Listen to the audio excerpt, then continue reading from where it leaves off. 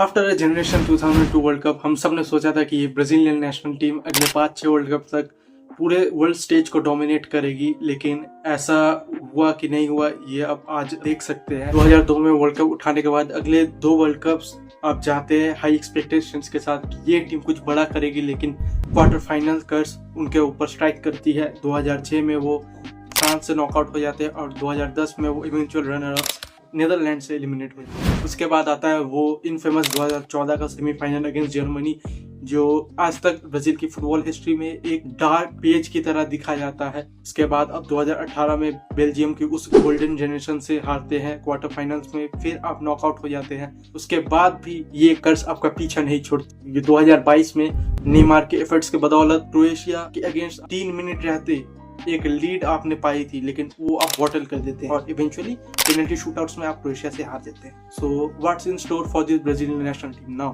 आप नेमार के साथ जो इतनी कंट्रोवर्सी हुई, आखिरकार उन्हें सिलेक्ट कर लिया गया कार्लो एंचेलोटी द्वारा। What does Neymar bring to this team along with all other players? We are gonna find out and we are gonna eventually see कि ये Brazilian national team Vini, Raphinha, Neymar इन सब के साथ कितनी दूर जा सकती है। So let's begin. So we are going to start with the squad of 2026, जिसमें आप obviously जानना चाहेंगे वो पहला प्लेयर जो इस टीम शीट में होना चाहिए था, लेकिन इतने सारे बवाल के बाद उसका नाम सिलेक्ट किया गया, वो है नेमार जूनियर सैंटोस। मेरे ओपिनियन में there was never a debate कि वो आते या नहीं आते। उनके फिटनेस पे आप क्वेश्चन कर सकते हैं, लेकिन he brings that leadership, he brings that experience, he brings that magician energy in this team. आप कह सकते हैं वो इस एक ब्राजीलियन सांबा ब्रीड की लास्ट जनरेशन है। So there won't be a World Cup for Brazil without a Neymar. उसके बाद हम जान लेते हैं और कौन कौन से प्लेयर्स को इंक्लूड किया गया है और कौन बड़े मिसिंग। तो गोलकीपिंग में आपके पास एलिसन आ गए, एडरसन आ गए, विवर्टन आ गए। मेरे ओपिनियन में एलिसन ही स्टार्ट करने वाले हैं। और अब डिफेंडर्स में आते हैं तो एलेक्सेंड्रो ऑब्वियसली फ्लामेंगो से, उसके बाद ब्रेमर आते हैं, आपके डनीलो आते हैं, डुगलस सैंटोस आते हैं जेंट से, गैब्रियल आते हैं आर्सेनल से, रोजर इब्यानियस आते हैं अल अहली से जिनका एक बहुत बढ़िया सीजन गया है सऊदी लीग में, मार्किनियोस आते हैं ऑब्वियसली पीएसजी के कैप्टन, अभी one of the best teams if not the best teams in Europe में खेलते हैं, स्टार्टर है, वेस्ली आ जाते हैं। तो आपका डिफेंस में मिसेस है, मिलिटाओ इंजर्ड है, लेकिन फिर भी This looks a good defensive side. Apart from the fullbacks, आपके central defense में वो experience और वो quality है। If we move on to the midfield, I have some issues with this midfield. So आप कासिमिरो को लाते हैं, obviously he brings that leadership and experience, वो anchoring role play करेंगे जो Brazil needs. उसके बाद आपके ब्रूनो गिमाराइश आ जाते हैं, फबीनियो अल इत्तिहाद आ जाते, जो मुझे तो शॉक करा जरा, लेकिन we're gonna see how he performs in the World Cup.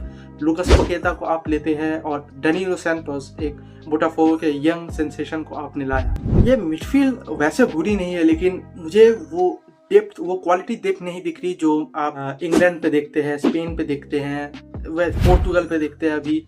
So that's where I think there is a weak link in this team. अब हम बढ़ते हैं अटैक्स में। This is probably the most controversial place in this Brazilian national team. इतने सारे quality होने की वजह से कोई ना कोई तो मिस आउट होता, और वही भी है, कुछ renowned names मिस आउट हुए। We're gonna start with आपके एंड्रिक हो गए, ब्रिलियंट सीजन विद लियोन।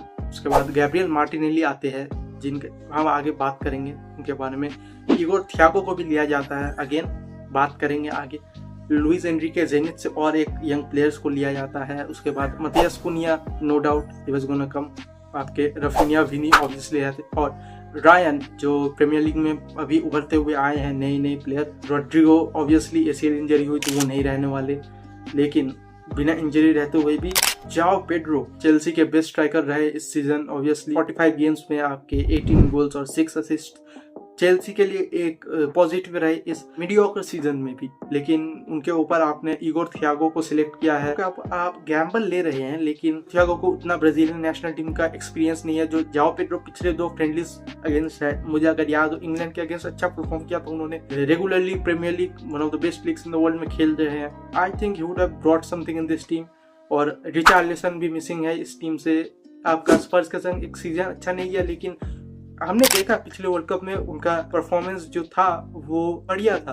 ऐसा नहीं है कि इगो थियागो एक बुरी चॉइस है, वो भी प्रीमियर लीग ही में खेल रहे हैं, लेकिन उनके जो स्टैट्स है वो एक ब्रेंटफोर्ड साइड के लिए है जिनके ऊपर वो टाइटल के लिए कंटेंट करने का उतना प्रेशर नहीं रहता है जो कि चेल्सी के ऊपर रहता है। मुझे लगा था कि शायद आप जाओ पेड्रो को कंसीडर करेंगे या तो रिचार्लिसन को कंसीडर करेंगे, लेकिन I was quite shocked. There is also another player that मुझे दिखे नहीं कोई बात करते हुए जिसके बारे में, वो है इकोल पाइक्शाओ। मार्से के एक विंगर है, मैड्रिड के अगेंस्ट जो मार्से का गेम था बर्नाब्यू पे, उसमें बहुत ही बढ़िया परफॉर्मेंस दिया था। He could have been considered as a wide attacking option. I think he would have provided that depth जो ब्राजील एडवांटेज जिसका ले सकती थी। गैब्रियल मार्टिनेली के बारे में काफी लोगों को डिवाइडेड देखेंगे। आर्सेनल के साथ अब प्रीमियर लीग चैंपियन है जब मैं ये वीडियो बना रहा हूँ, और अब चैंपियंस लीग फाइनल खेल रहे हैं, क्या पता वो भी जीत जाए। बट वो एक मेन स्टार्टर शायद रहे नहीं है इस टीम में। ट्रोसार्ड उनके ऊपर खेलते हुए दिखे हैं, ग्योकरेस तो रहते ही हैं, वो बेंच से आते हैं। सो क्या आंचेलोटी उनको बेंच से लाने के लिए सोच रहे हैं, डेप्थ प्रोवाइड करने के लिए? आप उनके जगह ही अगर जाओ पेड्रो को कंसीडर करते हो शायद इतने ज्यादा बवाल नहीं। And now we are gonna talk about Neymar Junior and what he brings in this team. Neymar हमेशा वर्ल्ड कप में ब्राजील के लिए बहुत बढ़िया परफॉर्म करे हैं। वो 2014 में जो इंजरी हुई थी उन्हें बैक की, उसके बाद ही वो सेमीफाइनल आया था अगर आपको याद हो। उनके अब वर्ल्ड कप में स्टैट्स भी अगर देखेंगे तो 13 मैचेस में 8 गोल्स और 4 असिस्ट है, जो बहुत ही बढ़िया स्टैट्स है। वो अपने नेशनल टीम के टॉप स्कोरर ऑब्वियसली है, पेले के आगे। There is no doubt that he is gonna do something in this World Cup. पर अब तो उनके पास वो बढ़िया सीजन के बाद विनी जूनियर और रफीनिया आ रहे हैं उनको वो सपोर्ट प्रोवाइड करने के लिए। Now what do I think about this Brazilian team? क्या ये 6 स्टार पाने के लायक है? It's tough to decide right now, but Spain, Portugal, Argentina, France जो अभी मेरे हिसाब से फेवरेट्स है इस वर्ल्ड कप को जीतने के लिए, क्या उनसे कंटेंट कर सकती है? I think no. मुझे नहीं लगता ये उनका छठा वर्ल्ड कप हो। इनकी मैंने जो बात करी थी कि इनकी मिडफील्ड वो टॉप लेवल की मिडफील्ड नहीं है जो अब इस वर्ल्ड कप के फेवरेट टीम्स के साथ कंपेयर कर सके। We are gonna find out soon enough. अब 1 महीने में वर्ल्ड कप स्टार्ट होने वाला है। So I guess that's it for today. See you guys again next time.